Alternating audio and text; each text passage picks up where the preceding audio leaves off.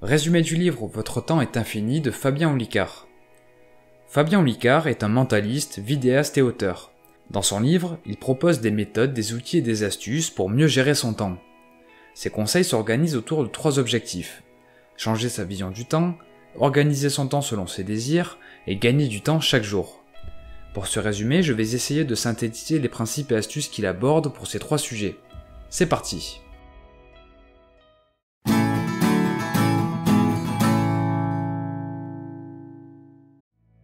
Première partie, changer sa vision du temps. Fabien Olicard commence par une super comparaison. Il assimile le temps à un salaire quotidien. Tous les jours, nous recevons l'équivalent de 1440 €. Cet argent représente les 1440 minutes qui composent une journée. Finalement, gérer son temps efficacement consiste à dépenser au mieux cette fortune en sachant qu'il est impossible de la stocker. Fabien Olicard propose une méthode pour estimer la valeur de son temps. L'exercice consiste à définir 4 valeurs. Premièrement, pour quel montant serais-je prêt à patienter 1 heure au téléphone sans rien faire? Deuxième valeur, combien serais-je prêt à payer pour déléguer une tâche simple et répétitive qui n'apporte rien de spécial mais que je dois absolument faire pendant 1 heure?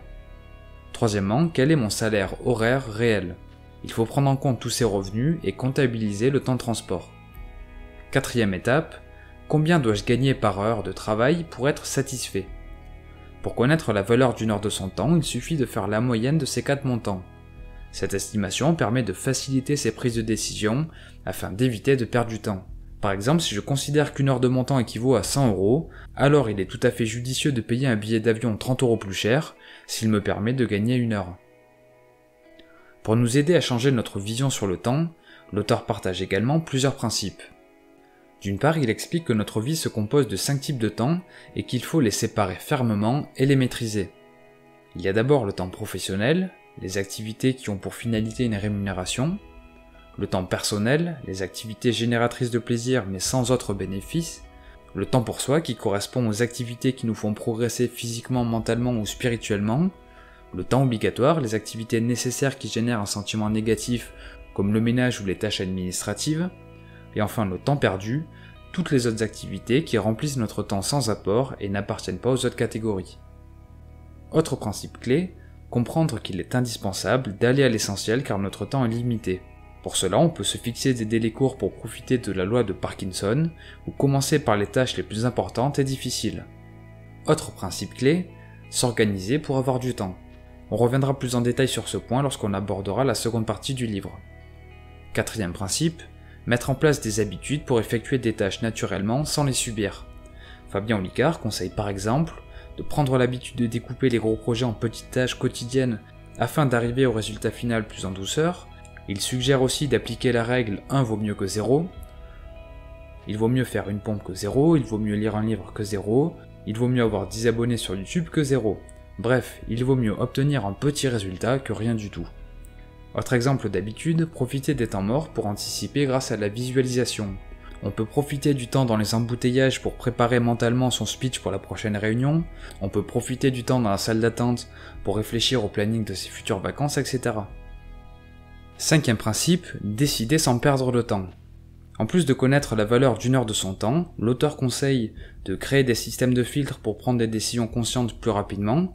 Autre astuce, utiliser un tableau factuel pour faire un choix, c'est-à-dire lister et comparer les avantages et inconvénients des options auxquelles on est confronté. Ou encore, troisième astuce, s'appuyer sur les 4 accords Toltec de Don Miguel Ruiz pour prendre des décisions difficiles. Autre principe, il est capital de respecter son temps. L'auteur entend par là qu'il faut respecter son rythme en prenant des pauses qui reposent, respecter son planning, respecter son temps, c'est aussi célébrer les victoires. Fabien Olicard conseille de savourer chaque petite tâche réalisée et chaque moment où l'on respecte ses engagements personnels. Enfin, 7e principe, suivre son propre courant pour ne pas dépendre des autres d'un point de vue personnel et professionnel. Pour cela, l'auteur recommande de multiplier les expériences pour sortir de sa zone de confort, de connaître ses mantras et buts de vie pour prendre des décisions conscientes qui vont dans leur direction, et ne pas perdre de temps à vivre des choses ou des émotions qui nous dérangent. Dans la deuxième partie du livre, Fabien Olicard développe de nombreux conseils pour organiser son temps selon ses désirs. Il suggère d'utiliser un agenda et un support de liste pour planifier son temps et ses tâches, d'éviter de se trouver des excuses pour ne pas faire, Pour se lancer plus facilement, il conseille de découper une grosse tâche en sous-étapes, de réaliser un premier jet sans jugement et de se fixer une deadline. C'est d'ailleurs l'objet du troisième point, définir des deadlines afin de répartir consciemment les efforts dans le temps, plutôt que de gérer uniquement l'instant présent. Quatrième astuce, occuper les aires inactives de son cerveau pour éviter de se déconcentrer. L'auteur explique que nous sommes plus attentifs à une conversation téléphonique lorsqu'on marche ou l'on griffonne sur un papier. À l'écrit, notre conversation est meilleure lorsqu'on stimule l'aire auditive de notre cerveau en écoutant de la musique. Cinquième conseil, offrir son énergie au bon moment. Par exemple, il faut éviter d'être la locomotive d'un projet que l'on n'a pas choisi. Sixième conseil, s'appuyer sur la technologie si elle nous fait gagner du temps. 7. Oser dire non. 8. Éviter les réunions inutiles et inefficaces. 9. Faire une pause pour prendre de la hauteur en cas de surmenage. Dans les périodes de débordement, l'auteur suggère d'utiliser la matrice d'Eisenhower pour gérer la priorité de ses tâches. 10e conseil, décliner les grosses tâches en sous-tâches et varier les actions de la journée pour éviter la monotonie. 11. Pratiquer une activité physique pour gagner indirectement du temps. Le sport permet entre autres de maximiser son repos, améliorer sa concentration et son énergie. Et pour finir, déléguer les tâches pour lesquelles on n'a pas une réelle valeur ajoutée.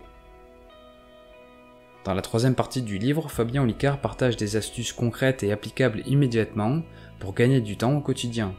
Il donne des conseils pour plier le linge rapidement, gérer efficacement ses repas, ses courriers, ses mails. Bref, j'ai listé 8 de ces astuces dans ce résumé. Première astuce, prendre le temps de visualiser ce que l'on va faire juste avant de le faire. Par exemple, avant de bricoler, on peut prendre 30 secondes pour se représenter mentalement les étapes que l'on va entreprendre. Deuxième astuce, ne jamais faire de tour à vide. Par exemple, on peut débarrasser la table lorsqu'on va chercher le dessert à la cuisine, on peut profiter du temps d'attente à la laverie pour faire quelques courses ou passer un coup de fil. Troisième astuce, ne plus perdre de temps à partir. L'auteur suggère de préparer ses affaires du lendemain dès que l'on rentre chez soi la veille. Il recommande aussi d'avoir une valise prête avec tout le nécessaire en cas de départ imprévu. Quatrième astuce, optimiser son temps de sommeil. Mettre un seul réveil le matin. Privilégier le fait de dormir seul si l'on est très fatigué et si l'on a peu de temps pour dormir. Ou encore, essayer le sommeil polyphasique. Cinquième astuce, prévoir au moins 60 minutes de temps personnel ou de temps pour soi après s'être réveillé. Cette habitude permet de se lever plus facilement et de profiter pleinement de la première heure de sa journée. 6.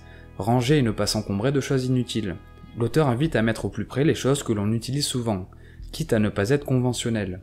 Par exemple, il range ses caleçons près de la douche. 7e conseil, éviter les interruptions.